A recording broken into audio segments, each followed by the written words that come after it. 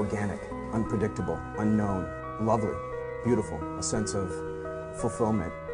This is part of the pleasures of life and not the chores of life.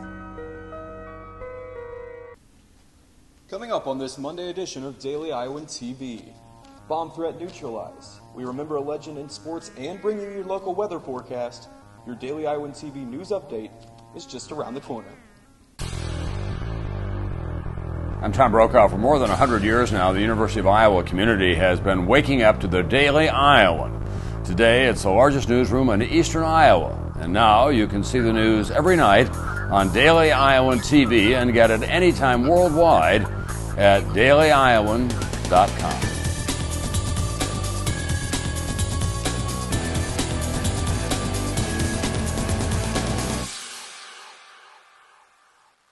Hello and welcome to Daily Iowan TV, your news, sports, and weather source for the Daily Iowan. A whole lot to get to on today's show, but we start with the story that shook up downtown Iowa City on Sunday night. A suspicious package located near the intersection of Washington and Dubuque Streets eventually required the assistance of the Johnson County Metro Bomb Squad and a robot for examination.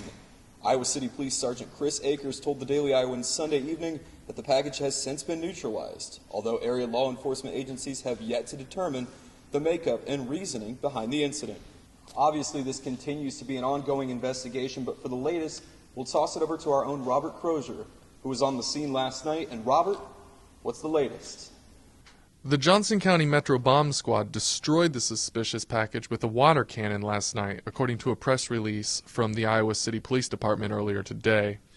The release said the police department, working with the FBI, have determined that the package was not an explosive or incendiary device, and the public at no time was in any danger, the release said.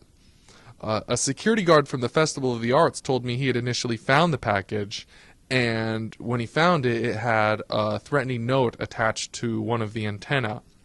The note, he said, began with the words, "This is going to be your biggest mistake." Thank you for that report, Robert. While details on Sunday's events are still limited, one man was taken into custody after allegedly throwing what police are calling a silver bomb cracker while officers were still processing the scene. Stephen Crittenden attempted to leave the scene on his bike before being stopped and arrested by officers on the scene. Crittenden refused to search but was later to be found carrying at least 2 more of the bomb crackers. More to get to on today's program, but before we get to all of that, let's toss it outside to Rebecca Sanz, who's standing by with your local forecast. Rebecca? It's a beautiful sunny day with a current temp of 72 degrees and staying steady into your Tuesday. Tomorrow, we can expect temperatures to get up to 86 and then 84 for Wednesday. Tuesday, we can expect thunderstorms, but hopefully just a drizzle into Wednesday. That's your weather forecast for now. Back to you in the studio, Josh. Thank you for that forecast, Rebecca. Transitioning back into news, though, an officer involved in the Evansdale missing girls case has been suspended. Special agent in charge, Larry Hedlund, has been on paid leave since the 1st of May. There is no word as to why the suspension was enforced, but Iowa law protects Iowa law agencies from speaking publicly on the matter. The Iowa Memorial Union opened its doors to the class of 2017 for the first time today. Even with continuing flood prevention a priority, orientations for new students went on as scheduled. 2013 enrollment is expected to be similar to that of the fall of 2012, with 47% Iowa residents, 44% domestic non-residents, and 9% international students, according to the Registrar's report.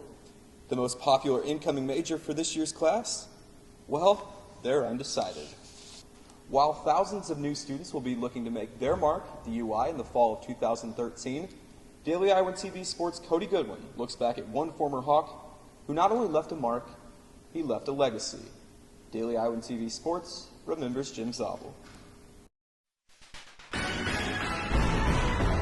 Hey guys, Cody Goodwin here in the Sports Cubicle in the newsroom. For those who don't know, it was on May 23rd, just last month, where Iowa lost a broadcasting legend in Jim Zabel, the WHO broadcaster, passed away in his home down in Arizona. back in May. It's been kind of a rough time for Iowa journalists alike because he was a broadcaster that was loved. As seen here in his autobiography that he wrote not too long ago, he was a broadcaster that many journalists and Iowa sports figures alike had a ton of respect for.